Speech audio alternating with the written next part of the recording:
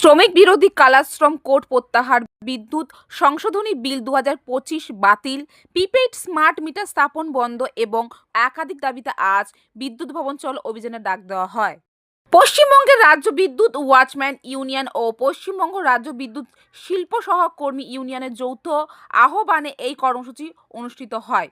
এদিন বিদ্যুৎ ভবনের সামনে আয়োজিত সমাবেশ প্রধান বক্তা হিসেবে উপস্থিত ছিলেন বাম নেত্রী মীনাক্ষী মুখার্জি। এছাড়া বক্তব্য রাখেন সুদিন কুমার ধর ও বেলা পার্থ সহ বামফ্রন্টের অন্যান্য নেতৃবৃন্দ।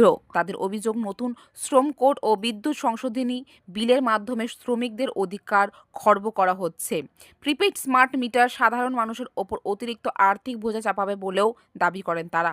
সমাবেশ থেকে অবিলম্বে শ্রমিক স্বার্থবিরোধী সমস্ত সিদ্ধান্ত প্রত্যাহারের দাবি জানানো হয় এবং দাবি পূরণ না হলে আগামী দিনে আরও বৃহত্তর আন্দোলনের হুঁশিয়ার দেওয়া হয়।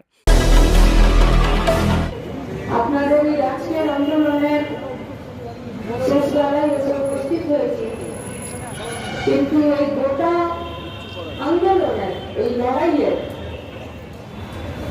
যে লড়াই আপনারা দীর্ঘদিন ধরে করছেন, সেই লড়াইয়ের পুরো ভাগেই থাকতে চাই। শ্রমিক সংগঠনের একজন প্রাথমিক পর্যায়ের কর্মী হিসাবে আমি শুধু এটুকুই বলতে পারি যে শ্রমিকরা 11টা থেকে উপস্থিত থাকবে, না শ্রমিকরা এমন একটা দিন আসবে যে বাবুদেরকে রাত 11টাতে নিজের বইয়ের কাছে ফিরে যেতে দেবে না, সেটা ঠিক করবে শ্রমিকরা। আন্দোলনের নাম কেন সাজলে আমি সত্যিই জানি না।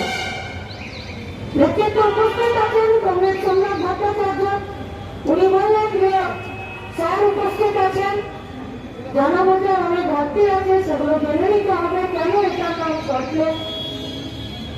কিন্তু যদি এটা বাংলা মনে করি, কিন্তু যুব আন্দোলনের একজন কর্মী হিসাবে এই সরকারের নীতির বিরুদ্ধে, এই সরকারের দলদাসে পরিণত হওয়া বিভিন্ন সংস্থা, বিভিন্ন ডিপার্টমেন্টের যারা মাথায় বসে আছেন কর্তৃপক্ষরা, তাদের দলদাসে পরিণত হয়েছে রাজ্য সরকারের।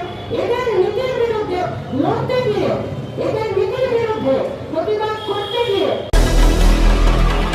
বিদ্যুৎ কর্মীদের পাশে আমাদের ইউনিয়নের পক্ষ থেকে বার্তা শুধু নয়, বিদ্যুতের এই সংস্থায় যে সমস্ত কর্মীরা কাজ করছেন তাদের বার্তা হলো তাদের কাজের স্থায়িত্ব, তাদের কাজের বেতন যা সরকার নির্ধারিত করেছে, যা দেশের সংবিধান নির্ধারিত করেছে, সংবিধানকে